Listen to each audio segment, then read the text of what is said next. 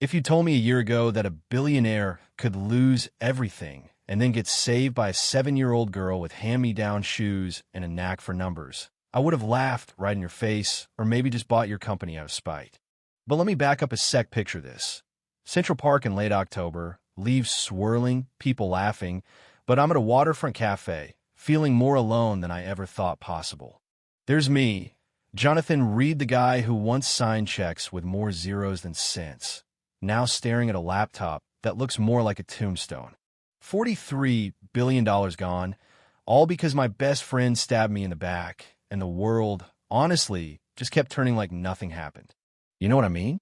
Grief does that to a person, makes everything around you lose color, even the sky above a lake in Manhattan.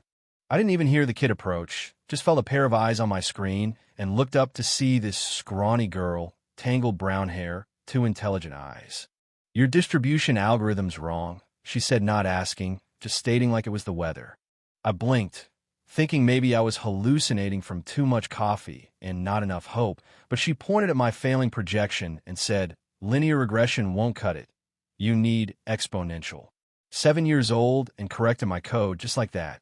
When I asked her name, she said Emma Wilson, then added, "I live at Sunshine Children's Home. I should be there, but my friends Tyler and Sam haven't eaten since yesterday." That's when I noticed she wasn't just thin, she was hungry, scanning my untouched sandwich like a coyote at a campfire. I slid the food across. She hesitated, then asked, "Can I take half to them? I'll help you fix your company if you let me." There was desperation meets audacity. I laughed for the first time in months, but she stayed dead serious. "If you let me bring food, I'll show you what I can do." I said, "Tell you what, kid, if you save my company, I'll feed your friends hell. I'll adopt all 3 of you." She stared, then reached out a tiny hand and said, "Promise."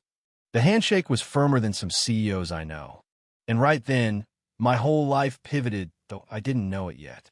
Emma went back to the home, sneaking past fences, sandwiches for Tyler and Sam, 2 boys younger and smaller than her, both with stories even sadder than their thin blankets and cracked walls.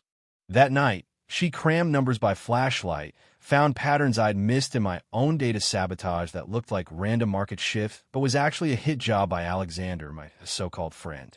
She memorized every detail about herself and her boys, ready for leverage if I bailed on my promise. And she didn't just plan, she acted. 3 days later, she was back at my cafe table, businesslike, asking for financial reports, pointing out the exact dates Alexander had started the manipulation. I felt like a student at my own company. I sent my team chasing her clues, and everything checked out.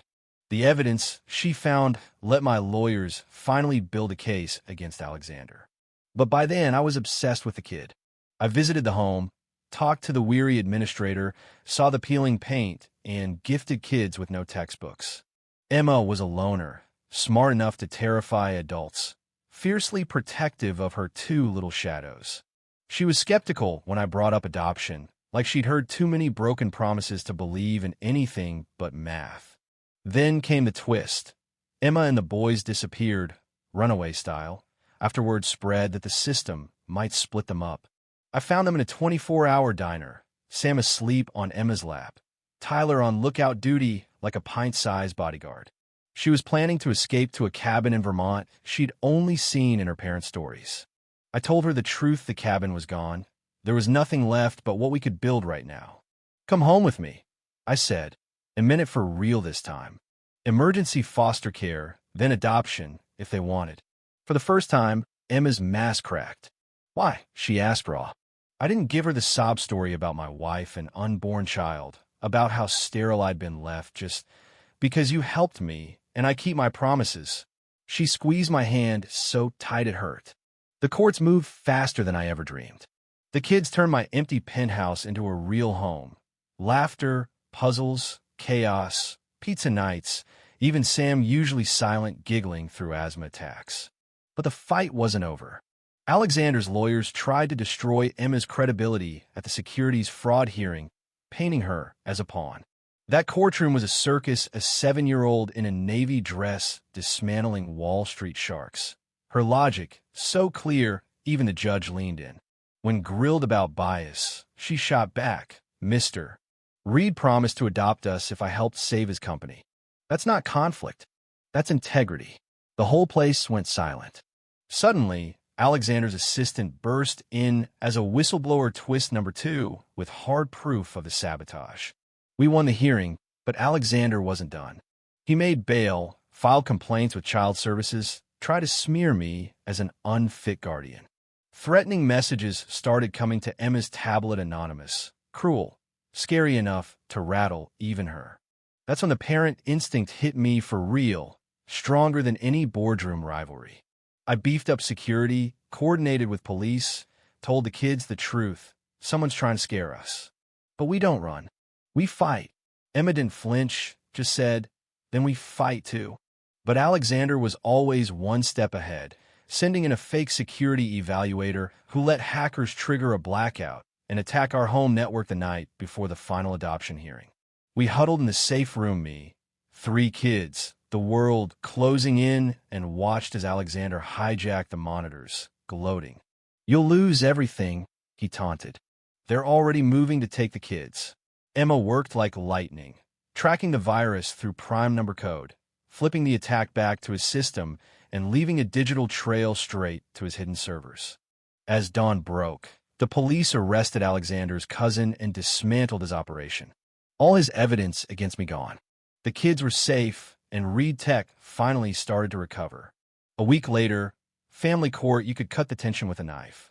Judge Martinez was sharp, but the moment Emma spoke, telling her why we were a real family, you could feel the walls come down.